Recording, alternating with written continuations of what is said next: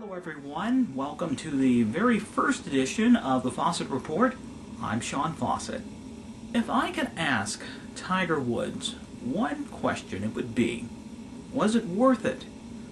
He is about to pay $750 million, that's correct, $750 million to his wife, soon-to-be ex-wife, Elin, in their divorce decree. She basically keeps her silence and doesn't write any tell-all books or anything about their marriage, and that basically everything that happened within their relationship, within their house, becomes private in exchange for this $750 million.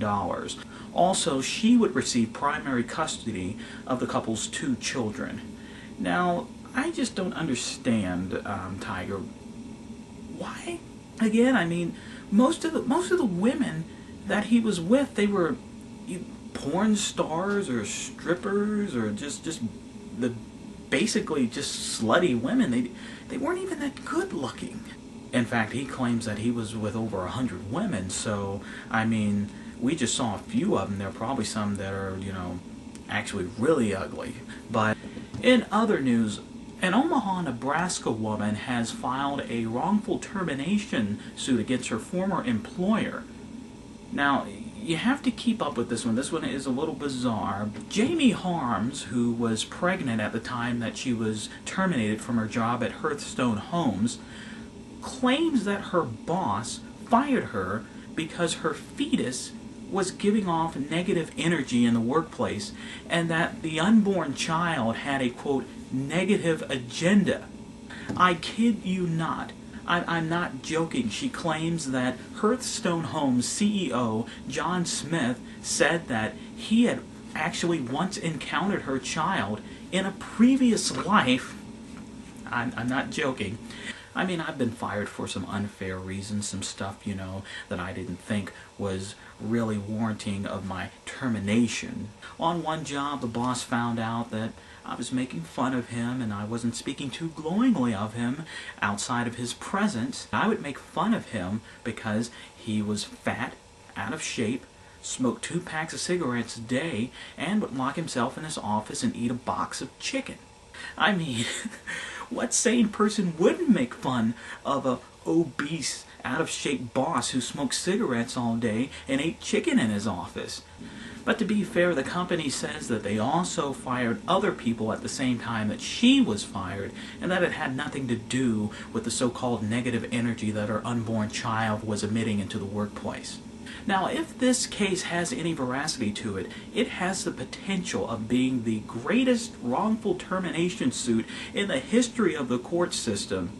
Or if she's found to be lying, this would rank her up there with the guy who invented the slip and fall at the grocery store one day. And finally, a story from my neck of the woods here in Shelby County, Tennessee. Police come up to a woman's car. She is partially parked on the sidewalk, partially parked in a middle school driveway. The woman is apparently intoxicated. She's slumped at the wheel. Police check on her. She has all the classic signs of being drunk, slurred speech. Seems to be, a driving while intoxicated charge, cut and dry.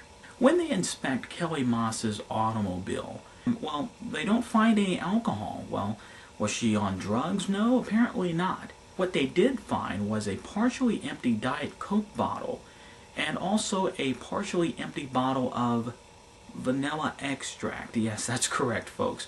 The woman apparently was drinking vanilla extract, which in this case contained 35% alcohol, to get intoxicated. This makes no sense at all. I mean, when I saw this, I couldn't believe it. Apparently she was getting drunk off of this stuff.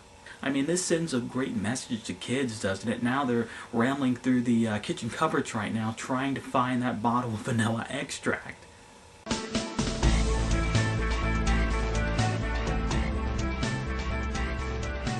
And oh yes, to the former boss who terminated me, here's a special message just for you.